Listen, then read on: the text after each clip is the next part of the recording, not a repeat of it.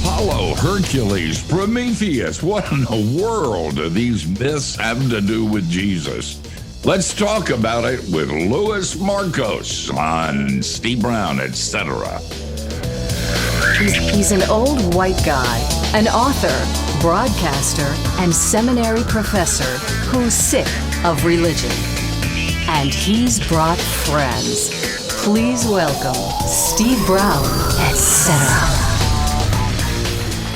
And we're so glad you're here. You always have a place at our table.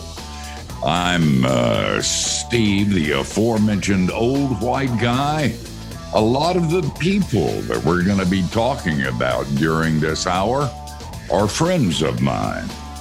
When you're old, you get to reference things that young people have no idea about.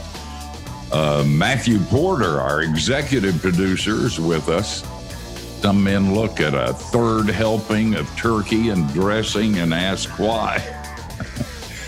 Matthew looks and asks, why not? And our video director and IT guy, John Myers, is in his tech bunker. Considering all of the problems with 2020, John wonders if anybody has tried restarting the whole thing. Just reboot it. I like that. Reboot. IT, have you turned it on and off again? Who knows? Might work. If time is the way C.S. Lewis taught us it was, we maybe could pull that off. Our producer, Jinx, is in his little glass booth. Jinx has been pondering a major theological and existential question. Do you say a blessing before eating Thanksgiving leftovers, or has it been blessed already? If anybody has an opinion on this, I'm open. Wow. Never thought of that, did you, Kathy? Well, No, I haven't. Dr. George, time. I didn't think of that because, you don't He's running have away to, from the question. You see that? He is. You don't have You're to the bless. pastor here. You don't have to bless appetizers. Everybody knows that true. part. That's true.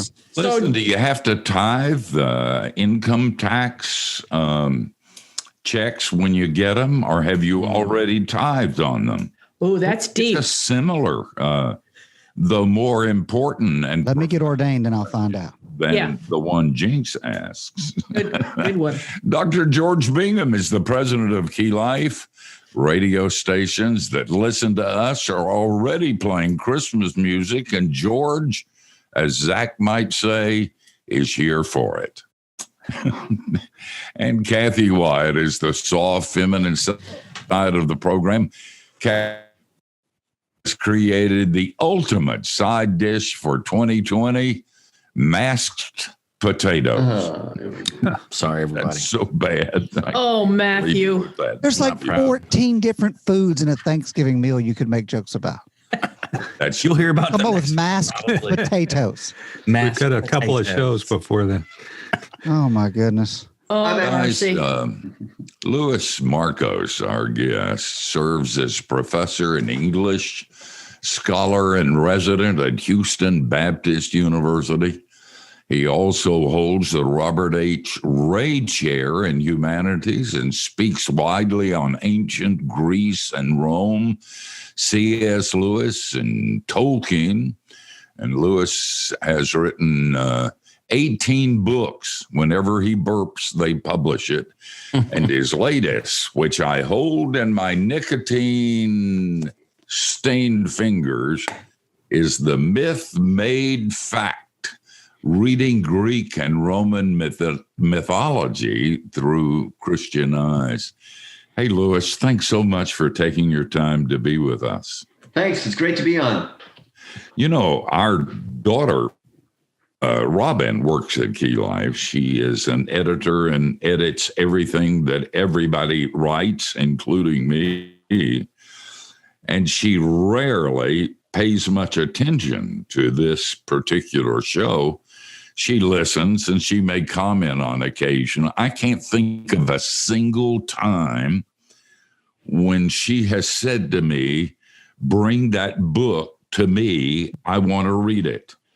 So listen, if everybody responds the way our daughter Robin does, you're going to make a lot of money. I hope so. I mean, wouldn't that be nice for a change with Christian books?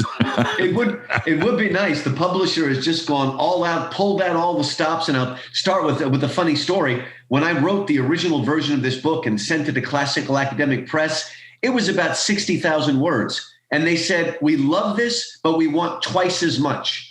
A publisher never says that. They say, we want half as much. And so we expanded every chapter, added all the study questions, because we all feel like this is the time for a book about mythology and Christianity, a time when the only thing saving Hollywood is Marvel superheroes. People are interested in myths again, the real myths, not the new ones, but the original ones.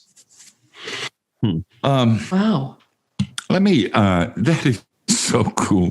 Never had a publisher say they want more, ever, in a 1,000 times. Never. Like a sound guy asking for more guitar. Material. It doesn't happen. Man, Jesus must be on his way back really soon.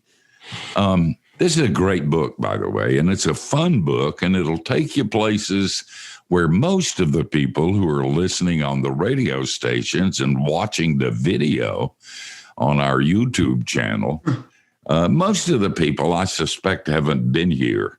And so, Lewis, you're going to have to keep the fodder down low, and you're going to have to start from scratch. First, how can a Christian be interested in dead gods that never existed anyway, and myths that are lies, and then try to connect it with the truth of the Christian faith? Well, that's two questions. Talk to us a little bit about your interest in mythology.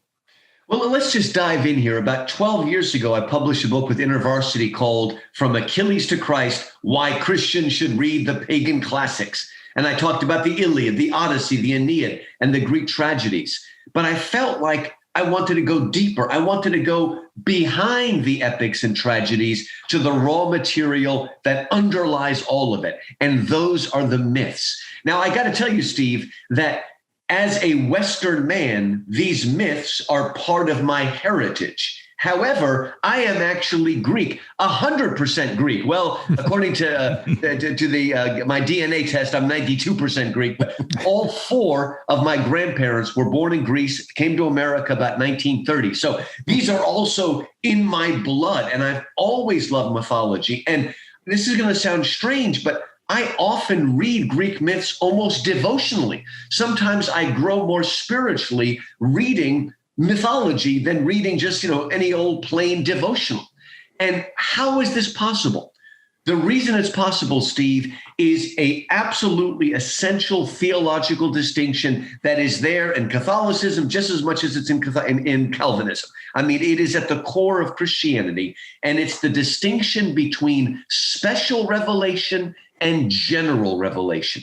Special revelation is the way that God speaks directly in the Bible, through the prophets, through Christ himself. And before the coming of Christ, the only people that got special revelation were the Jews. And I don't know about you, Steve, but that often bothered me. I thought, you mean God ignored 99% of the rest of humanity until the coming of Jesus? It didn't make sense. Well, again, only to the Jews did he give special revelation, but to the rest of mankind, he gave general revelation. What does that mean? It's the way God speaks through creation, the way he speaks through our conscience, through our reason, through our imagination, and a phrase from C.S. Lewis, he spoke through the good dreams of the pagans.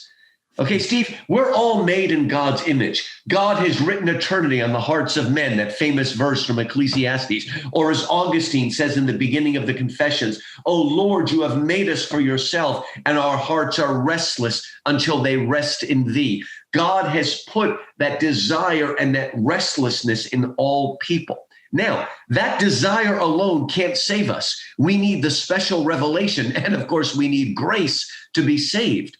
But that yearning makes us desire and reach and grope after God. And a lot of those gropings and wrestlings and yearnings find their way, I believe, into these Greek myths. And so the Greek myths are like signposts, they're pointers towards the truth.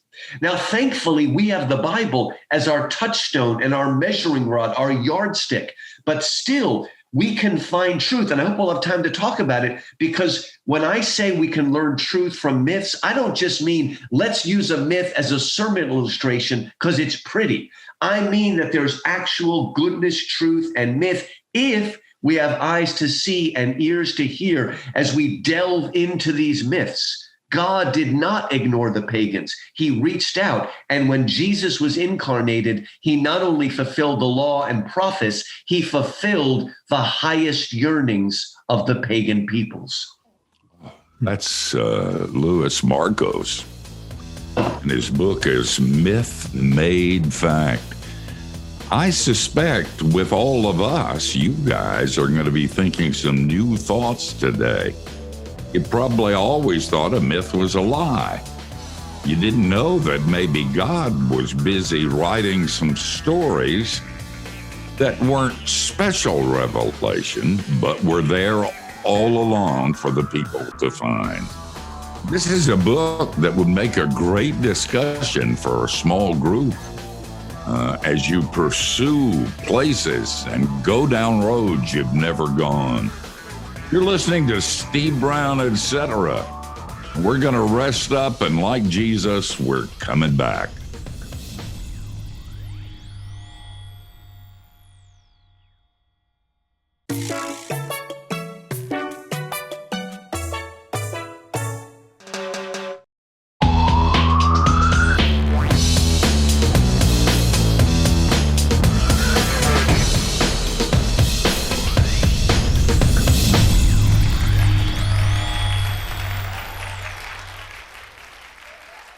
Welcome back, and welcome me back, too. I'm having some internet connection problems, so I disappeared, and everybody on this program thought the rapture had occurred.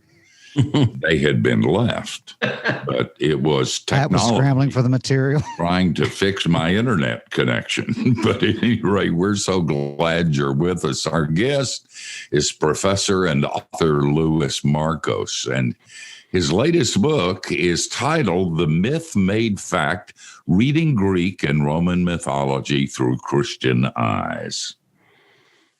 So, Louis, I want to ask a question.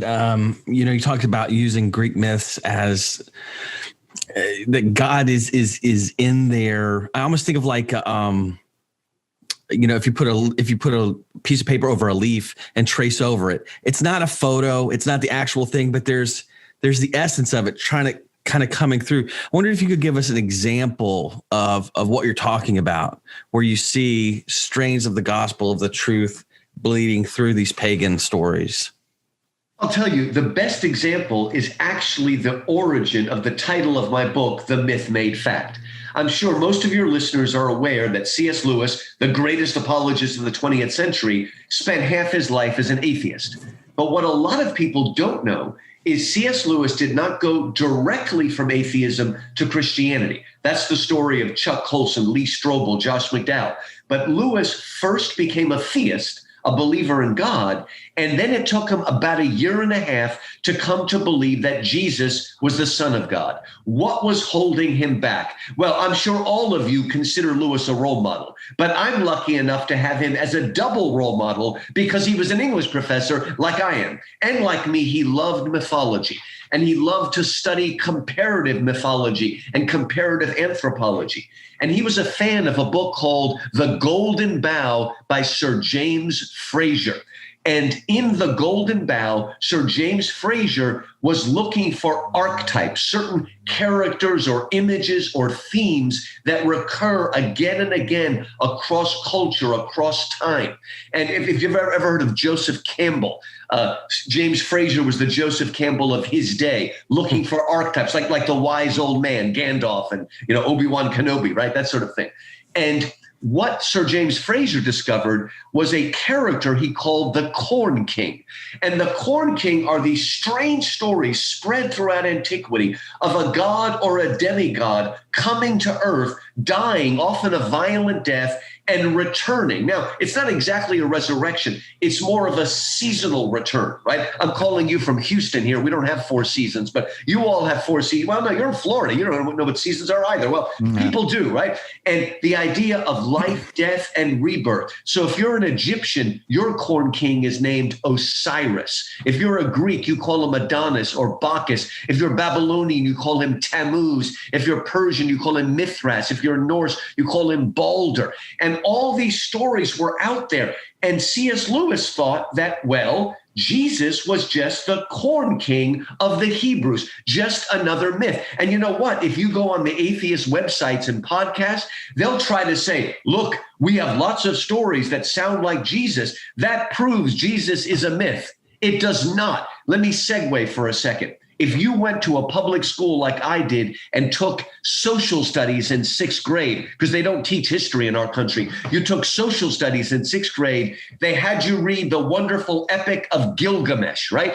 And that has a flood story. And if you have the same teacher I did, she said, now children, we know that every ancient culture has a universal flood story. That just proves that Christianity, the Bible, is a myth. And even at that age, I thought, there's another way to read that data. Right? If everybody has a flood story, maybe there was a flood and only in the Bible did it retain historical value. Okay, let's go back to C.S. Lewis. He couldn't get over this hurdle. Isn't Jesus just a myth and nothing more? And then one day he was taking a long night walk on the grounds of Magdalen College, Oxford, with his good friend J.R.R. Tolkien, a strong believing Catholic. And Tolkien said to Lewis, Lewis, let's think about this a different way. Did you ever think that maybe the reason Jesus sounds like a myth is that he's the myth made fact, the myth that came true? And that revolutionized Lewis. Within a week, he believed that Jesus was the Son of God. Now, how does this work? All right.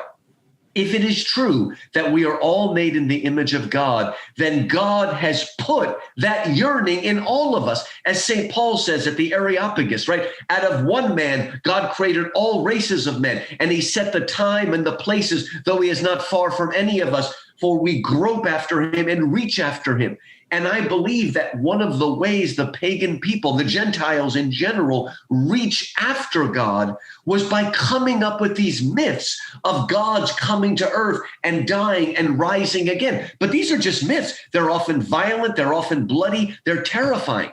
Now, here's the point. If when Jesus came into the world and affected our salvation, incarnation, crucifixion, resurrection, if he did that and that event cycle spoke to the Jews, in other words, it fulfilled the Old Testament law and prophets, that's great. But what about if those events were absolutely meaningless to the Gentiles? If that were the case, it would appear as if a foreign God had invaded us. But that's not the case. When Jesus died and rose on that first Easter weekend, he also, as I said before, fulfilled the pagan yearnings. And so those myths are not proof that Christianity is a myth. Those myths are pointers that point to the actual dying and rising God who did it not in some mythic no man land, but at a specific time and place under Pontius Pilate. So again, the argument that a lot of atheists are using against Christianity is, I think, one of the strongest arguments for it. Jesus is the savior of the world, Jew and Gentile alike. Man, that is so good. Yeah. In other words, God was preparing for his major act. It's so that a Greek could say, I got it. Yeah. And an animist could say, I got it too. And a Jew could say, oy vey, I've got it too. That's not surprising and to be expected that God would do something like that, right?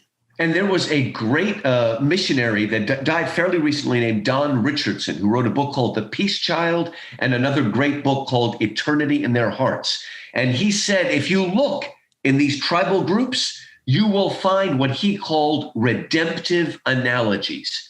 And I believe Greek mythology has those redemptive analogies. And I'm a Western man. I want to see the Chinese Christians go look for those analogies in China and the Japanese in Japan, because I believe they're there. Oh, man, I read that book, and it absolutely blew me away. I grew up near the Cherokees. Oh, really? And their stories are unbelievable. In the mountains of North Carolina, I listened to those stories and thought, that kind of sounds like what I believe, just got some different names and facts. According to Louis Markos, that's the myth made fact. And we're going to talk about it when we come back. You got to get this book. You'll go places you haven't gone before, and with great delight and joy. Don't you go away, because we're coming back.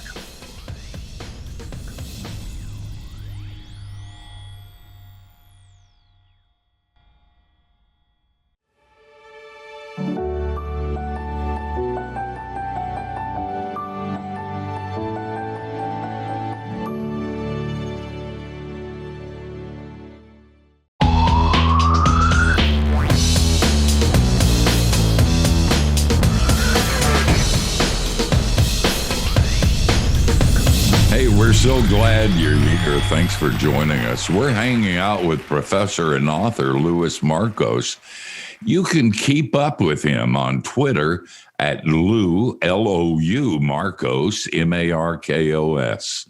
And you'll get some of his political views, which he hasn't shared with us. Given the division, we need this job. And so, Louis, keep them to yourself until we finish this hour. And then you're free to say whatever you want, whenever you want to say it. Louis, you write about you call it a tale of your own, where you engaged with, a very devout fundamentalist Christian, and but you describe him as kind of a modernist or person of the Enlightenment orientation.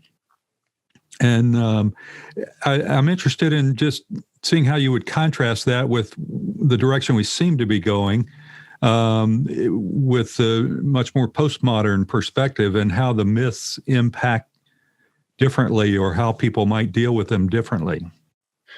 Several years ago, there was a radio evangelist. He was actually in somewhere in Florida. And this is a good man of God. I'm not going to say his name. I'm not going to make fun of him, because he was a good man of God. But he was saying on the air, don't read C.S. Lewis, he's bad. And I had a friend who said, can you come talk to him? And we sat down and talked. And as I expected, he hadn't read anything by C.S. Lewis. He'd seen something online. That was not a surprise. The surprise that has stayed in my mind, it's over a decade now, was I said, sir, what have you read by C.S. Lewis? Have you read the Chronicles of Narnia? And his response was, ever since I became a believer 40 years ago, I have not read a single work of fiction.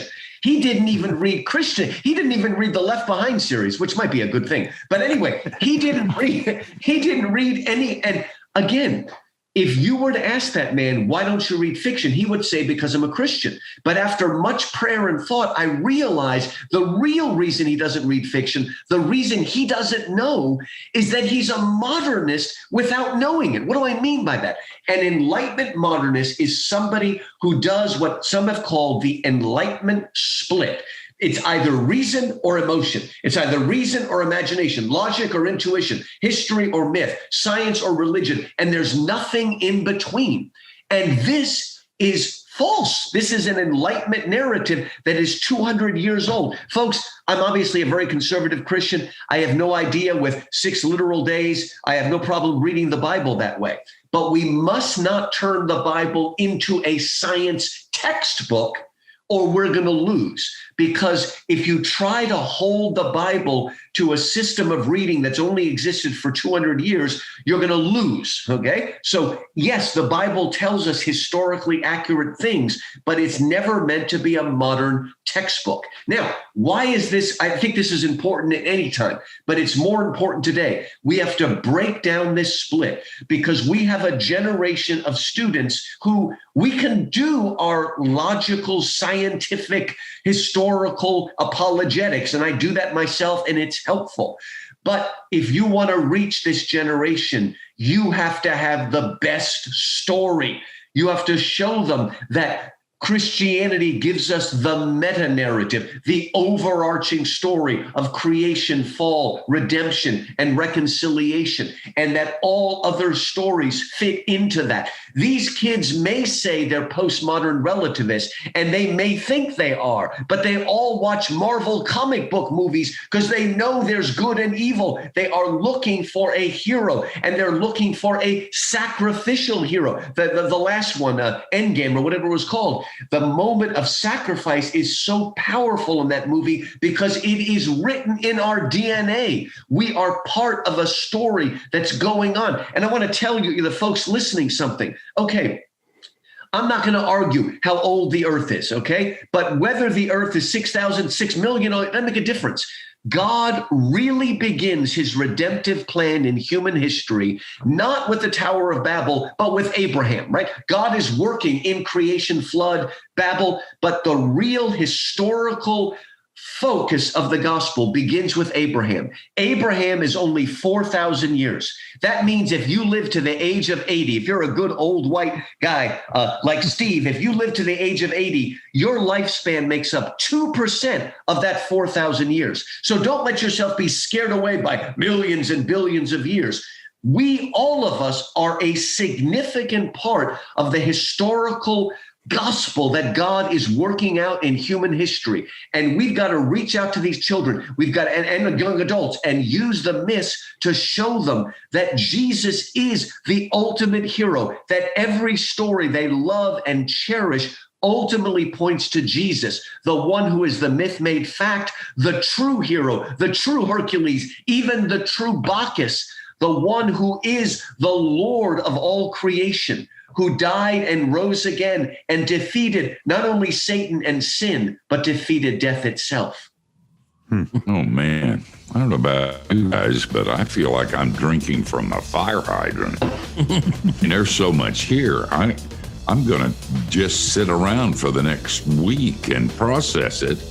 And then I'm going to tell everybody that I know, you got to get this book. It's called The Myth Made Fact, Reading Greek and Roman Mythology. And when you read it, you'll rise up and call Louis Markos blessed for having written it. There's some more coming, and the best is yet to come. So this is not a good time to leave. You got this. More of the same after we make a buck.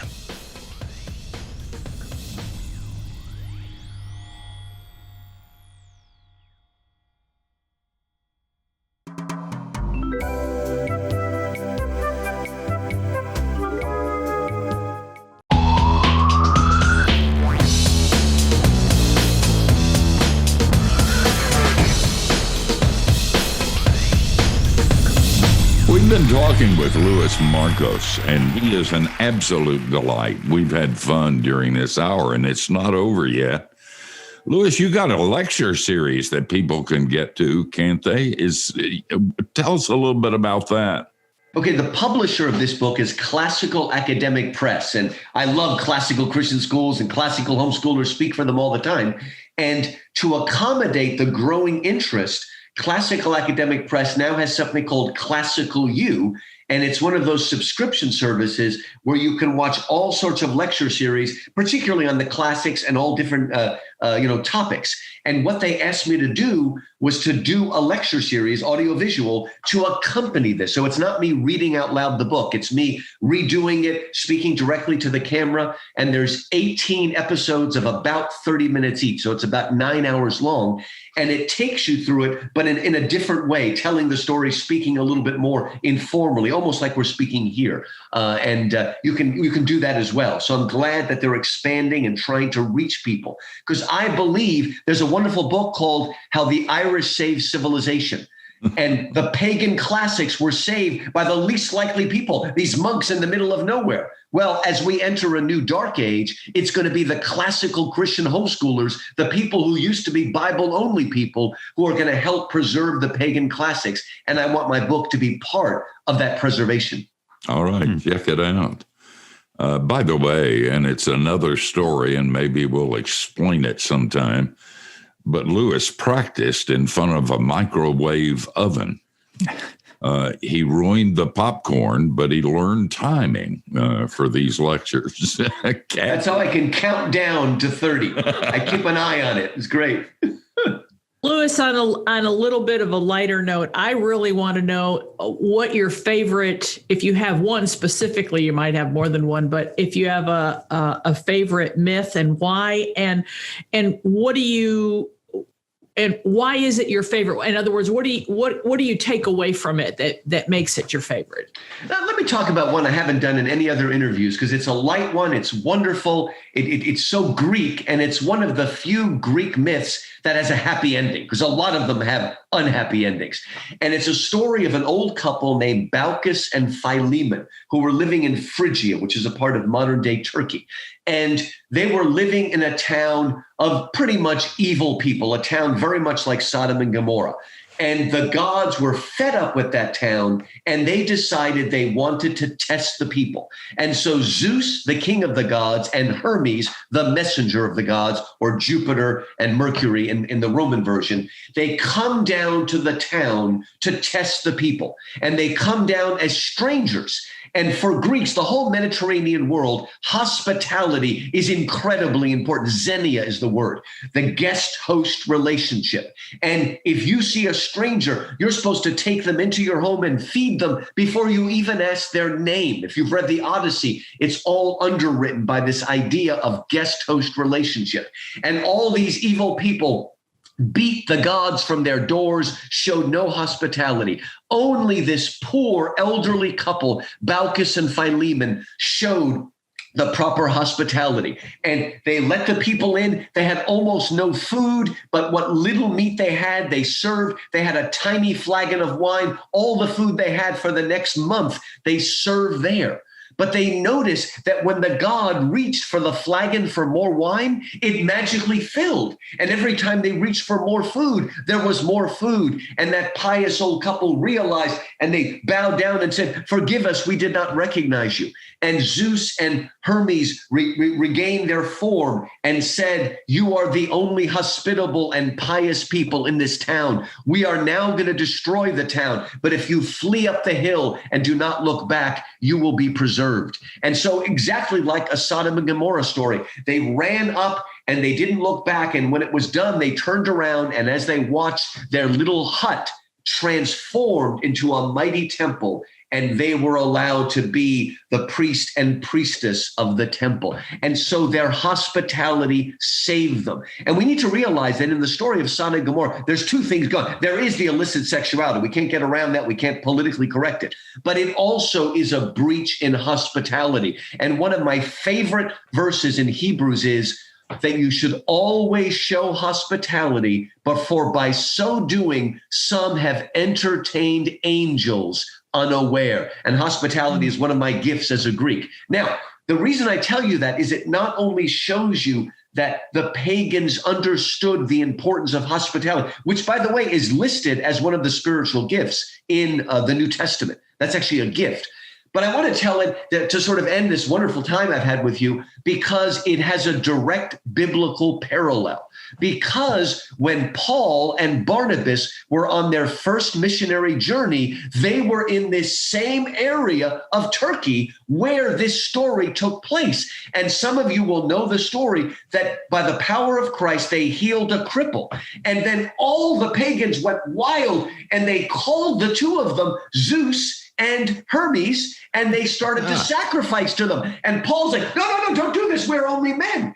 Now you all know the wonderful secret behind the story. It's almost for sure that the reason the people did that is they knew the story. It was in Ovid. Ovid's Metamorphoses wrote that story about 30 years before Christ was born, even closer to the birth of Christ. And then we're going to make the same mistake again, folks. We're not going to. But what's wonderful is it turned out that it wasn't Zeus and Hermes. It was Christ in disguise, but not literally Christ in disguise, but the Spirit of Christ indwelling the two of them, preaching the message to these people. So again, God prepared the pagan world, I believe, in all sorts of wonderful and unexpected ways. And here's a wonderful link between a myth and an event in the book of Acts. Wow. Oh, Lewis, that is so good. I can hardly stand it. And we got about a minute left. You will be remembered by posterity for your final words. So if you got, I wish I could bottle you and pass you around. Hey, speak to us shortly and quickly, some final words. The final words is that, again, these heroes, they all point to Christ. They're self-sacrificial, they're brave, but they're always flawed. I mean, basically in the same way that Samson in the Old Testament is a type of Jesus, right? Samson messes up everything, but he still, think about Samson. He defeated the enemy through his death, right? When he pulled down the temple and died, he killed more Philistines then than all the other things he did. And so in his death, he destroyed death. But he was a flawed hero, yet he points to Christ. And I believe a lot of the pagan heroes in a similar way also point to Christ. Oh, Lewis, we're out of time. And man, this hour has absolutely flown. I hope that you will find it in your heart to do this with us again. It was a fun time. God bless you, man. Thanks. Would love to come back. Hey guys, we're gonna back out for a little bit, sell a product, and then we're gonna come back and we're gonna tell you who we're gonna do it unto next week. Meanwhile, write this down. The title is Myth Made Fact, Reading Greek and Roman Mythology by Dr. Louis Markos. You'll be so glad that we told you about it. Now, don't go anywhere or you'll get the fever and die.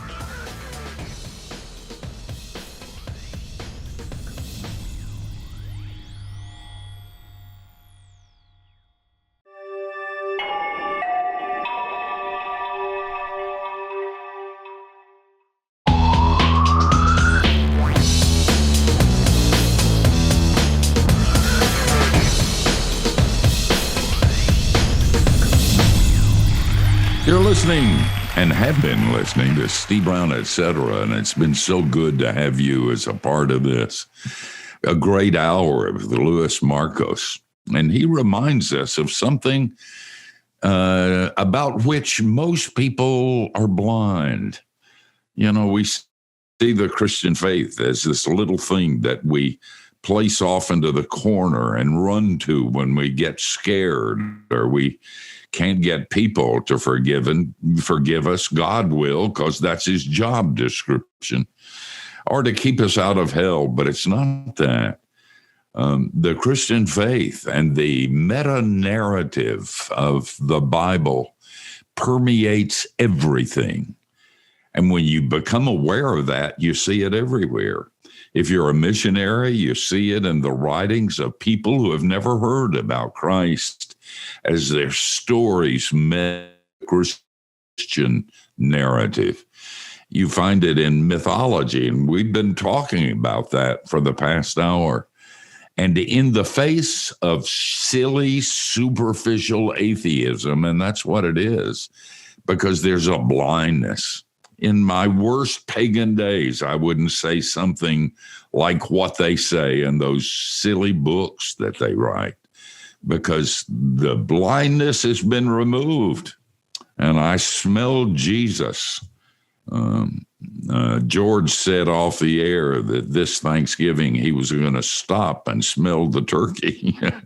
Well, you can smell Jesus in everything you encounter, every story, every narrative, every reading of history. It's there, and it's exciting, and it reminds us that we really do, as Christians, have something for which to be thankful.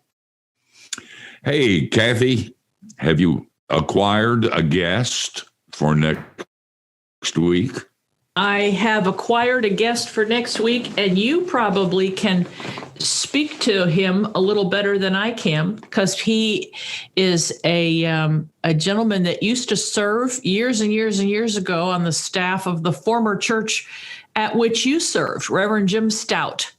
And, great. So he's got a lot to say about a lot of stuff. He's been down some really tough roads throughout his ministry, and boy, he's got a great story. I think he's written a number of books. And his story is pretty dark in some way. So if that offends you, you don't want to be here. But God is using James Stout in the lives of people all over the country. And we're going to talk to him, but buckle down, because he is authentic. So be with us next week, same time, same place. And between now and then, don't do anything we wouldn't. And that gives you a wide, wide berth.